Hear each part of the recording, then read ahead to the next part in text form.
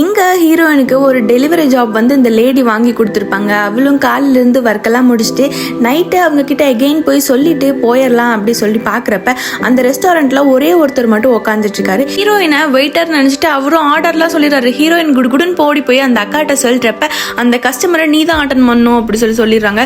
அதான் எனக்கு டைமிங் முடிஞ்சு இது ஓவர் டைமாக இருக்காதா அப்படி சொல்லி கேட்கவும் அவங்க கத்த ஆரம்பிக்கிறாங்க. பரவாயில்ல, எனக்கு ஓவர் டைம் ஜாலியாக தான் இருக்கும், நானே பார்க்குறேன் அப்படி சொல்லிட்டு ஹீரோயின் போய் என்னென்ன வேணும் சார் அப்படி சொல்லி கேட்குறப்ப அவரும் அவருக்கு தேவையானதெல்லாம் ஆர்டர் பண்ணுறாரு. பட் அங்கே குக்கிங் பண்ணுறதுக்கு யாருமே இல்லை. இப்போ ஹீரோயின் தான் இதை பார்த்தாகணும் அப்படிங்கிறதுனால சமைக்க வேண்டிய சிச்சுவேஷனும் வருது. எல்லாம் என் நேரண்டா அப்படி சொல்லி ஹீரோயினும் திட்டிகிட்டே அங்கே சமைச்சிட்டு இருக்காங்க. ஹீரோயினுக்கு சமைக்கிறதுக்கு என்னென்ன பொடி வேணும்னு தெரியாது, அது ஆக மொத்தத்தில் எங்கே இருக்குன்னு தெரியாது. இப்படி எதோ பொறுத்து சமைச்சிட்டு இருக்கப்ப திடீர்னு அந்த இடத்துல ஃபயர் ஆயிடுது. ஹீரோ தான் அந்த இடத்துல வந்து ஹீரோயினுக்காக ஹெல்ப் பண்ணியிருப்பா. அப்படியே ரெண்டு பேரும் பார்த்துக்க ஆரம்பிக்கிறாங்க. அதுல இருந்து ரெண்டு பேர்த்துக்குள்ள ஒரு ஸ்பார்க் வருது. அது என்ன ஸ்பார்க் அப்படிங்கறத நெக்ஸ்ட் பார்ட்ல சொல்றேன்.